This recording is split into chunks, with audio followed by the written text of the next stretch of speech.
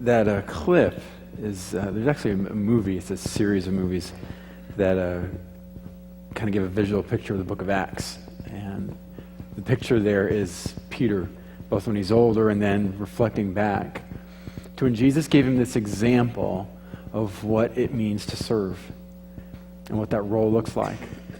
And in this, we see Jesus washing someone's feet, and you can feel different ways about that. Some of us may think, gosh, I could use a bath, that's great. Some of us might think, gosh, that's really weird. But as Peter said, as Jesus was trying to teach, he came to serve. Paul says it really well in Philippians chapter 2, where he says Jesus came as the very nature of a servant. It starts in verse 6. Being made in human likeness, he gave appearance of man and humbled himself, even to death.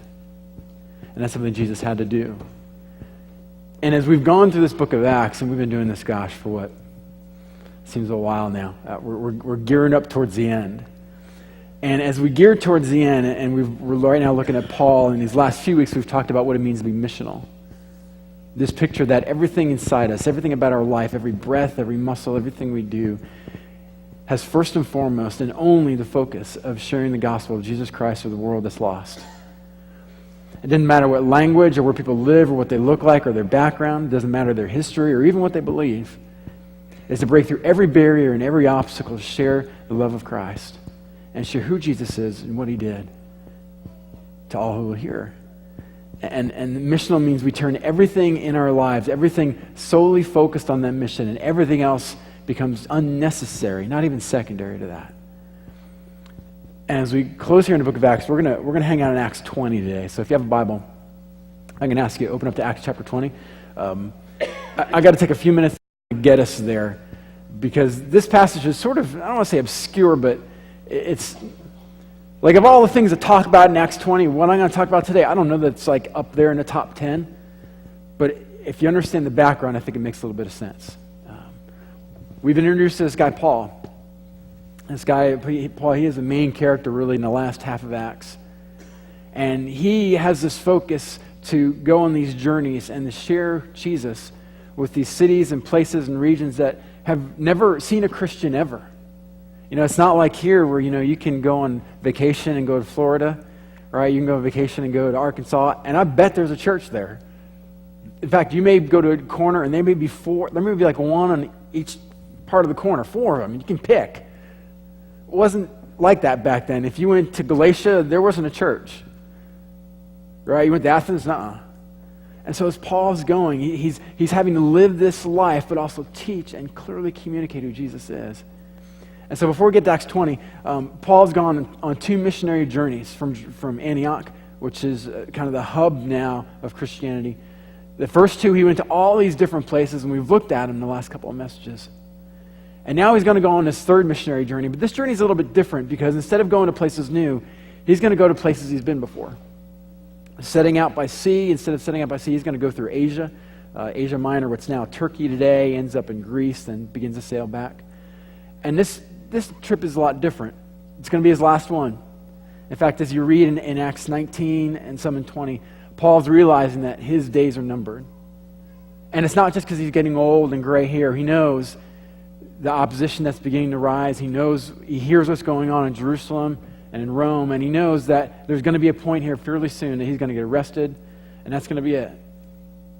And so his time in the limelight is slowly diminishing. And so when we get to Acts, he starts out in this missionary journey. In Acts 18, he goes through Turkey, what's now Turkey, to Galatia, Phrygia. He goes to these places, and just to strengthen some of these disciples that he met in the first missionary journey we talked about a couple weeks ago. Then he ends up in this church called Ephesus, this city called Ephesus, large city. Stays there for about a year or two, about AD 56 and 57. We see all this in Acts chapter 19. And in Ephesus, he has this incredible impact. In fact, he gets there, he spends 3 months in a synagogue just preaching and preaching day in and day out. Has some impact. Then he goes in this hall of Tyrannus and debates with all these people for a year and a half of who Jesus is, sharing the gospel. In fact, he has such an incredible impact. You can read this in Acts 19. I'm not going to go there, but in Acts 19, he has such an impact, he actually affects the gross national product of the city of Ephesus. All right. The reason being, that was really a hub, a center for idol worship, particularly to the god Artemis, the goddess Artemis. And he was having such an impact, and so many people were coming to believe in who Jesus was. Okay, get this. So many people that the people who build idols were losing business. They were losing jobs because people were coming to Jesus. And they were called silversmiths, and they built these idols to Artemis out of silver. And basically, they were like, we're not going to have a job anymore if Paul sticks around. And so they decide, okay, we need to do something about it, so we need to kill Paul. I mean, could you imagine having such an evangelical impact that you affect the economy of an area? So he's there, he gets run out of the city. Acts chapter 20, he ends up in Greece, in Macedonia, some areas around there, also in Corinth. We see that in the first part of Acts 20. He spends a couple of years there preaching. He writes the letter of the book of Rome, also the letter to the Galatians there. Then he sails, goes through Troas, and in Troas, one of the most unique things happens. He's preaching. You see this in Acts chapter 20, the first couple of verses. He's preaching, and he preaches all night long. And I know this would never happen here, but people fall asleep. And one of the guys who falls asleep falls out a window and dies. You can read it, Acts 20, it's right in the beginning. And Paul, because he has to preach all night, and generally speaking, when someone dies, it's kind of an obstacle to people want to hear you preach. He goes down, heals the guy, and then keeps on preaching the rest of the night. It's a really cool story. Read that. It's in there. Leaves Troas, and he's about to go to Jerusalem. He's done. He's heading home. He's like, I got to get there. Pentecost is coming. I want to be where I need to be.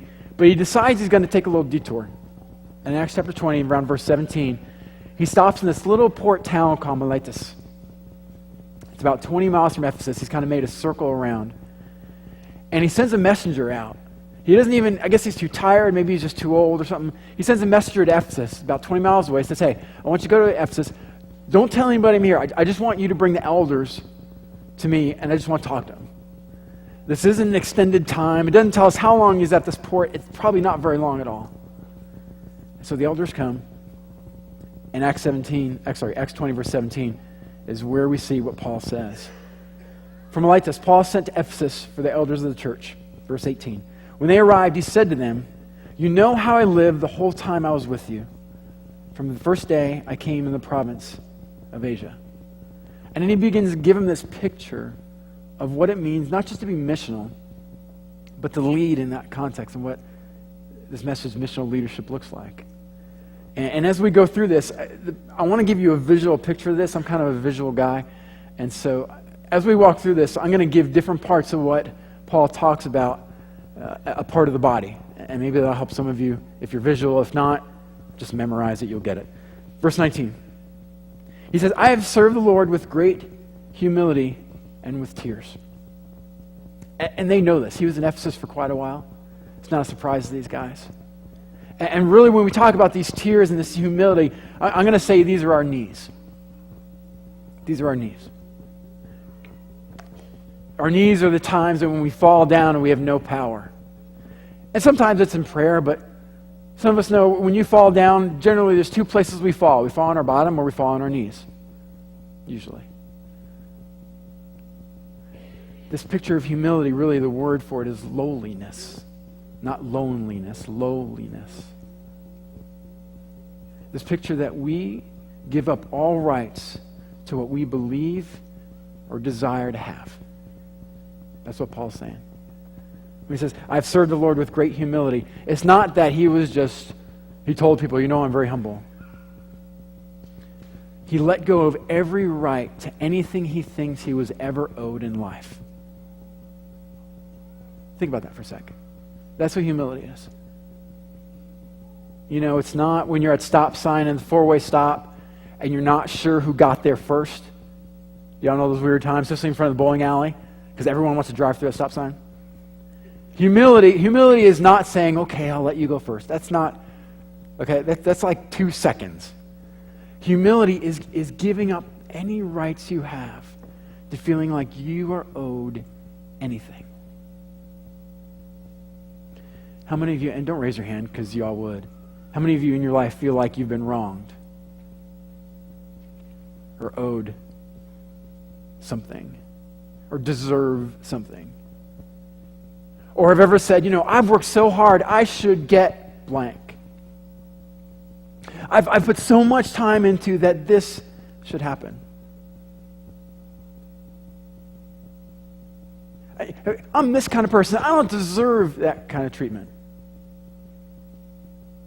Now, the world may agree with you. Your mom may agree with you. Facebook friends, you may get 143 people to like that on Facebook. It does make you humble. In fact, that's the exact opposite of humility. In that clip we looked at, Peter referred back to this time where the disciples bickered. And the passage he referred back to is in Mark 10. It says this, "Then James and John, the sons of Zebedee, came to him. 'Teacher,' they said, 'we want you to do for us whatever we ask.' And then they say to Jesus, 'Can you let one of us sit at your right hand and the other at your left in your glory?'" In other words, we get to heaven. In other words, they're like, "Hey, here's the deal, Jesus, we've been following you. We're good. You're the man. Cool. We're in. So can we have awesome seats in heaven? Can we have like box seats?" That's kind of what they're saying. And Jesus, not surprisingly, doesn't just point to those two. He calls everybody in. And he says this, "You know that those who are regarded as rulers of the Gentiles lord it over them, and their officials exercise authority over them. Not so with you. Instead, whoever wants to be great among you must be your servant. Whoever wants to be first must be a slave of all. For even the Son of Man did not come to be served, but to serve, and to give his life as a ransom for many." The first aspect is that you have the knees of someone who has no problem being on their knees to begin with. When we talk about missional in this picture of Paul and leading that way, it's realizing that you live a life on your knees. Yes, in prayer, but also in just absolute own no rights to anything humility. There's another part. Paul goes on. He says, "You know this in the midst of severe testing by the plots of my Jewish opponents." We're going to call these trials. And the bottom part, and I'm going to, please don't write me nasty emails. We're just going to call it your bottom. If you want to be Forrest Gump, your buttocks. If you ever watch Forrest Gump, you'll get it. It's pretty funny. Our bottom, we all have one, and it's cushioned, right? So when we fall, maybe we're skiing or ice skating, it's cushioned so it softens the fall, right? All right, now, I'm not going to get into some have more cushioning. Don't go. That's not necessary. But that's what we have a bottom. It is to protect our spine, I think, and other parts of our body. Because we're going to have times we fall, right? There are just times we're going to struggle, we're going to fail, we're going to get hurt. Things are going to give out, and we're going to fall. We're going to have trials. And what Paul is saying here is in the midst of these trials, in other words, here's the deal. Trials aren't just something that happens and you don't like it, and it's like, oh, it's just one of those times. If you're going to live a missional life, really like what Paul is saying here, your life is a continuous, I would say, non-ending series of trials until you die. And some people may say, well, gosh, Matthew, that didn't sound very happy.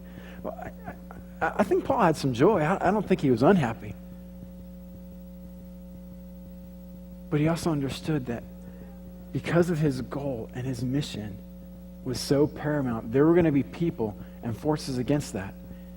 And so the reality was, because people were always against Jesus and always trying to crucify him and always trying to get at him, if you align your life with Jesus, newsflash, the same thing happens to you. In fact, he says to these elders later on in Acts 20, verse 29 and 30, you can look down a little bit.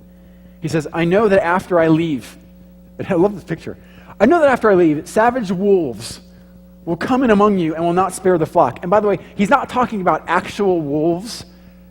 Okay, we're not talking like, Twilight Part 4 here. That's not what this is. He's talking, there will be people who will be like wolves that won't care anything about who you are, and they're going to come in after I leave and tear you to pieces. And he didn't say, this might happen. It will happen. In fact, he uses the same language that Jesus used to talk to his disciples, the exact same words. And this doesn't surprise me, because there's wolves today. The reality is that we are in a world, and we've lived in a world since the beginning, I believe, since Genesis 3 on, that when it comes to the message of Christ, that is polar opposite, pushing against that. Now, I don't want to get political, but let me bring this up for a sec. If you've been following the news at all this past week, right, it's the Olympics, and that's awesome, right? It's like 25 hours a day of coverage, just every channel. That, and then the other big news deal was what? Chick-fil-A, right? Now, I'm not going to get into Republican, Democrat, right or wrong. That's not the point. However, there is a part to this where you have to be able to say, gosh, people are getting so worked up to the point of getting arrested and doing crazy things because of a cow who wants you to eat chicken. I can't even spell the word right. I mean, seriously. That should tell us something that, gosh, people will get so worked up when it comes to the message of Christ and what that entails. The anger that will come out of us is immense. Now, I know some of you are going to say, well, Matthew, gosh, aren't Christians the same way? Yeah. In fact, Paul says it. He says, oh, and by the way, verse 30, even from your own number, men will arise and distort the truth in order to draw away disciples. He's like, yeah, it's not just them, it's you guys. In fact, I bet when he's talking to the elders here, and he's probably sitting in his boat, I could see him like looking around, and almost like when Jesus said to the disciples, one of you will betray me, I can almost see the elders like, well, it's not me, it's not me, but it was one of them.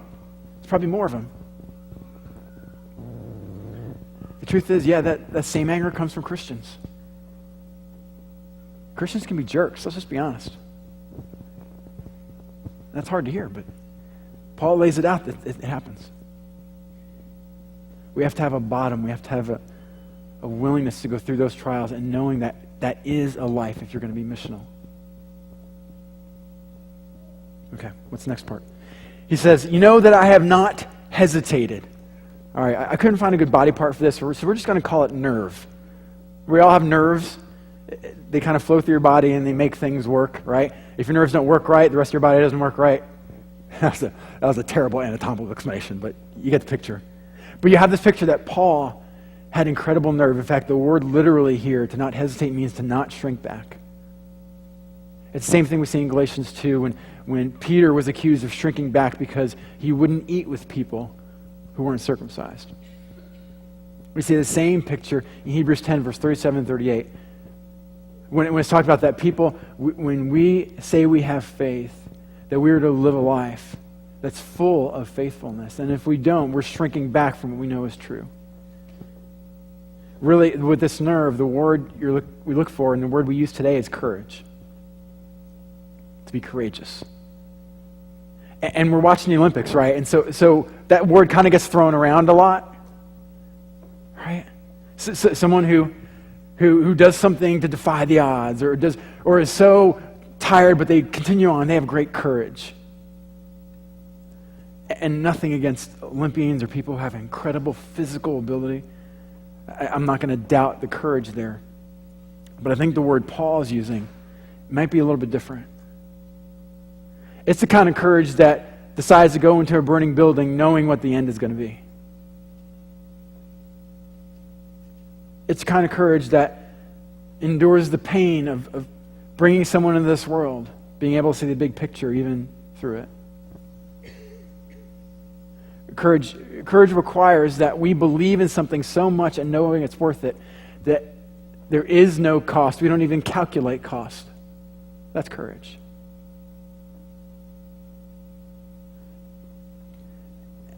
And Paul had that. And this is the part I don't think we can grasp. I don't think we can grasp that for the last third of Paul's life.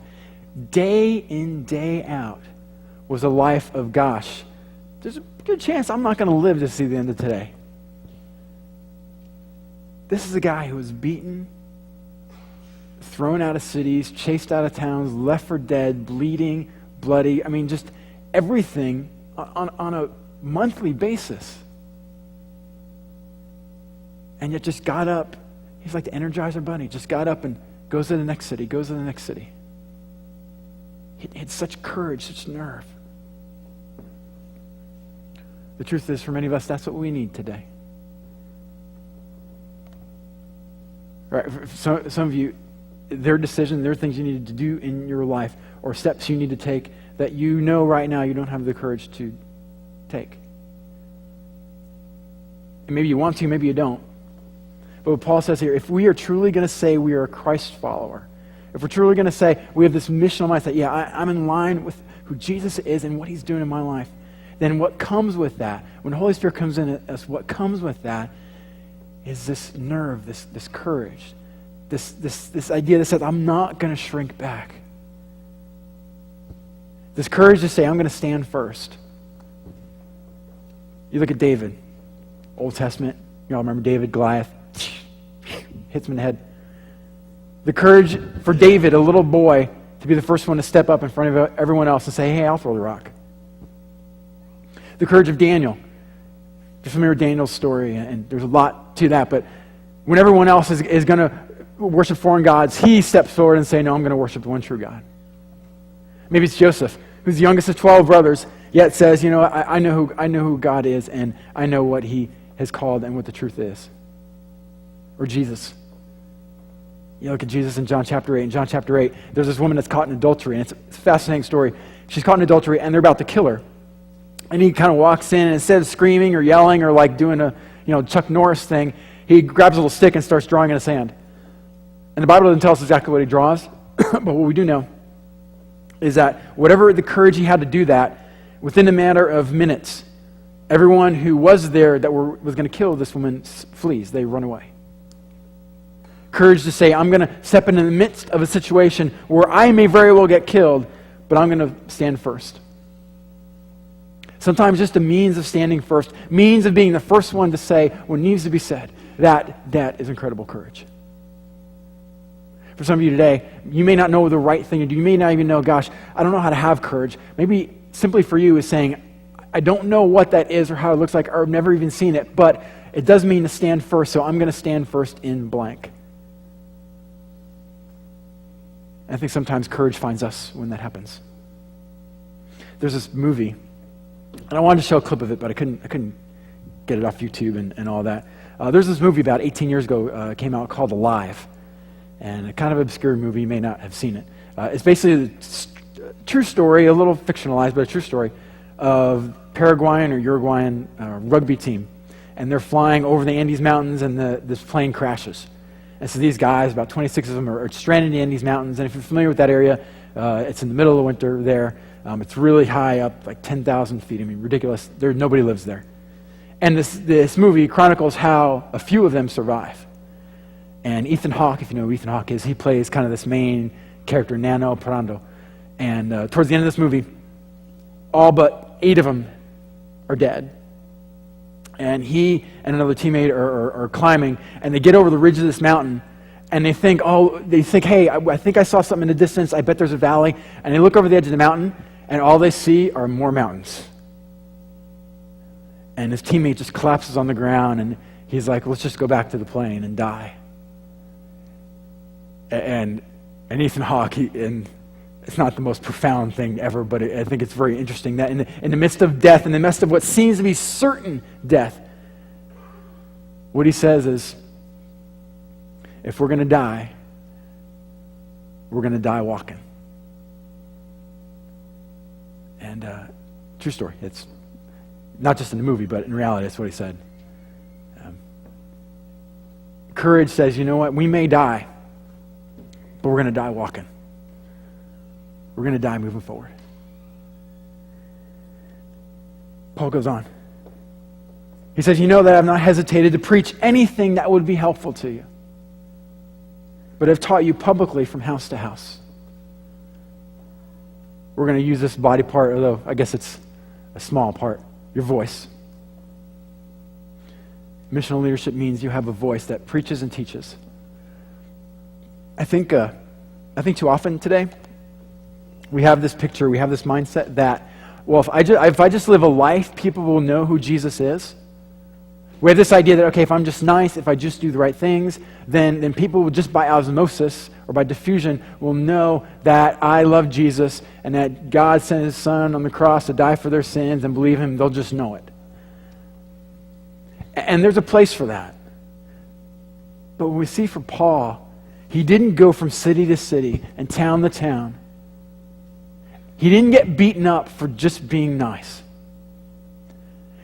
When he got to Ephesus, all right? When he was in Ephesus, he did not change the economic status of that area by being nice. He did it by day in and day out, preaching and teaching. And those are two different things. There's a teaching part where you make it very clear what's true and what's not.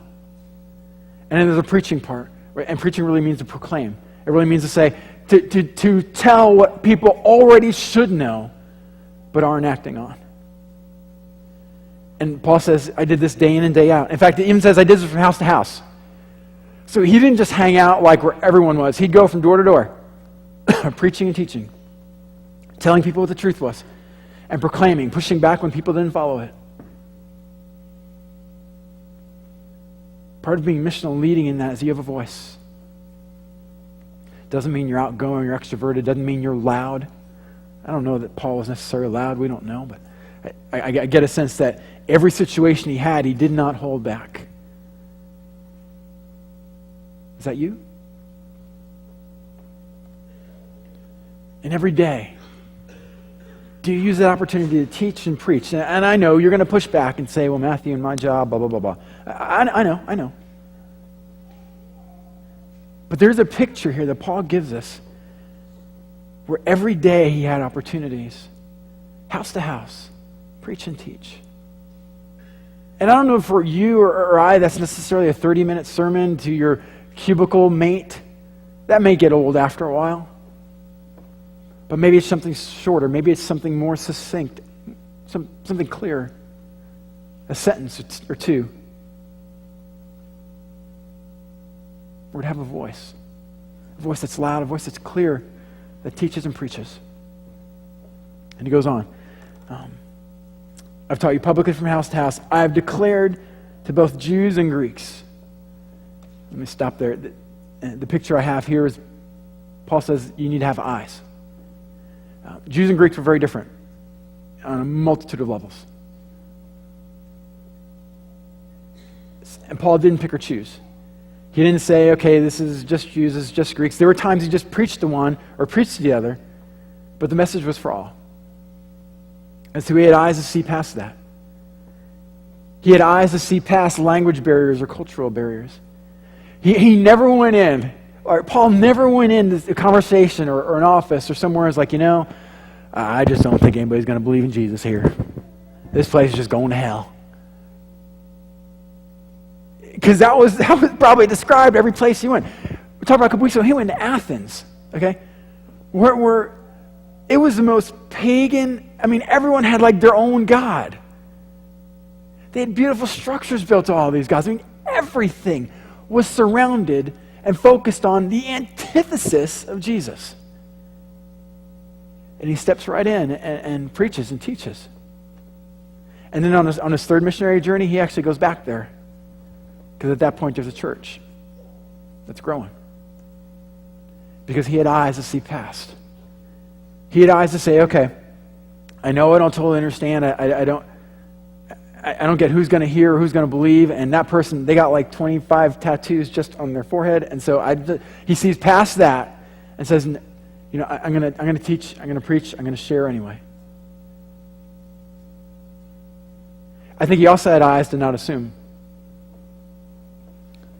I imagine when Paul's talking to the elders here, the reason he's bringing the elders in is because he wants them to be hearing and reminded, because there's probably some who've struggled since he's left. And so as much as he's saying this to like the foreign, person who's not going to get it, he's probably saying this as a person who everyone would think gets this. And Paul's saying to them, okay, I know everyone on the outside thinks you get this, but you really need to get this. I think this is true for some of us. Some of you, maybe you've grown up in church, and like church has been your life.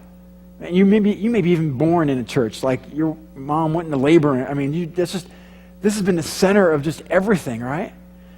You remember when you were baptized. Your dad was a pastor. All these things, and that's awesome. It's great. It's a great background.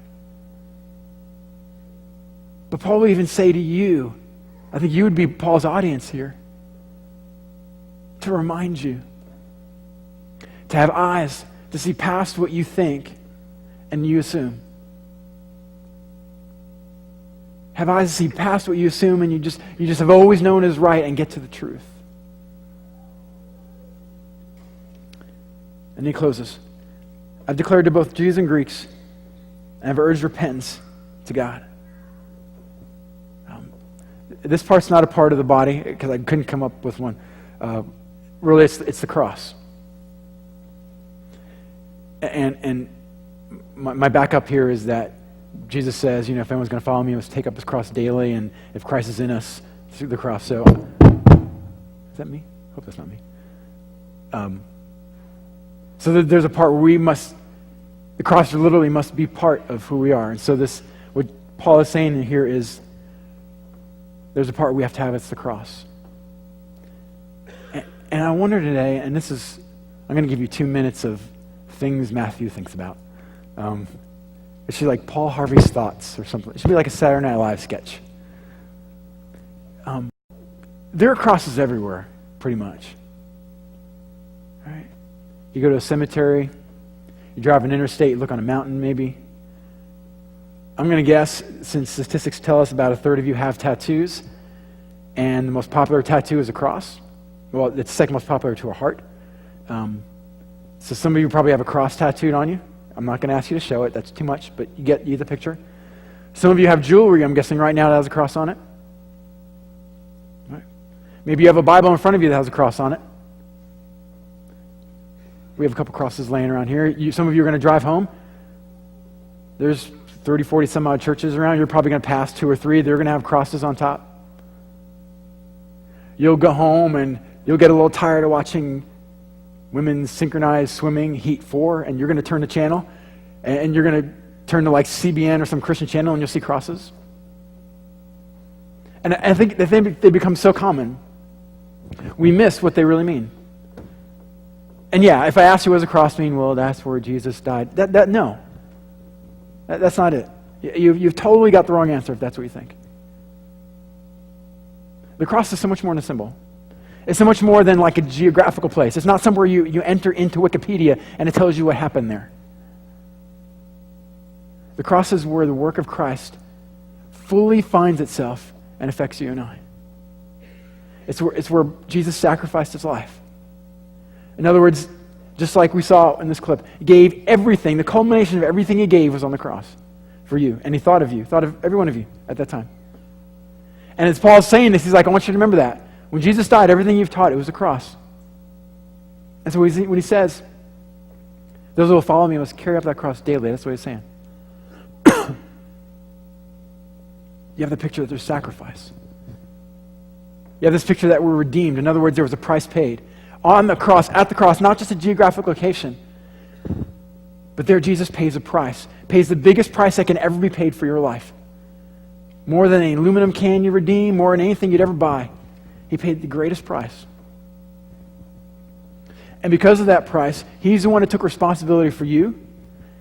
And then he took all responsibility away from you to have to pay it. All at the cross. In other words, when you make a decision to say, Jesus Christ, my Lord and Savior, from that point forward, when you step on that cross, from that point forward, he's taken all responsibility and of representing you when it comes to your sin. He's taken all of that responsibility for you. You need to pay that away from you.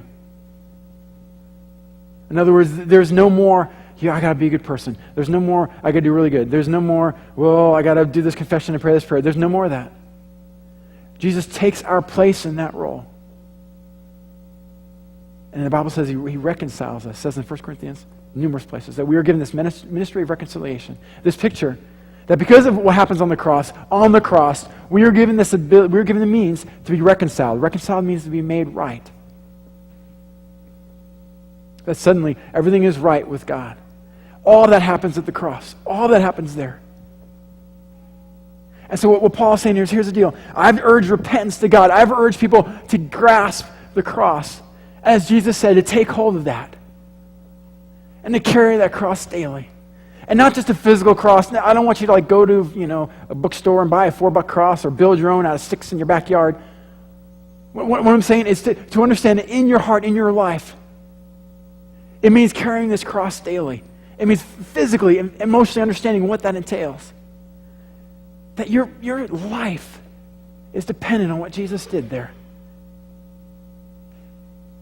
And as Paul's telling this to his elders, he's trying to remind them of this. Great picture, and I don't know if this helps. Maybe it will. I read with Garrett. We do devotionals all the time, and so a few days ago, we were actually going through Joshua chapter 1. And if you're familiar with Joshua, God's telling Joshua to be strong and courageous, for the Lord your God will be with you wherever you go. And so I'm trying to explain this to Garrett, and he's not understanding why. So I'm trying to explain, well, Moses died, and Joshua's going to be king, but he's really young. And Garrett's kind of a smart guy, but he didn't get it all up, and he didn't understand it all. And so then he asked me, we looked at a passage in 1 Corinthians 1, and he asked, well, what does it mean to be crucified? I'm like, well, how do I explain crucifixion to a 5-year-old? And so what I landed on was that's what Jesus had to do to give us everything we have. And that's not a very good theological explanation. Some of you could probably do better. I had 2 minutes. That's what I tried. And his response, he didn't totally get it. But his response was, so that's a good thing. And I, we're walking, and I got my Bible open, and I'm like, yeah, that's a good thing, Garrett. And I asked him, why do you think that's a good thing? And then, he goes to his, well, God gave us everything. And so we are supposed to, and he couldn't remember the word. And I'm like, well, what? Well, we're supposed to have courage? Yeah, courage. And I don't know that I want Garrett to speak to the elders in Ephesus.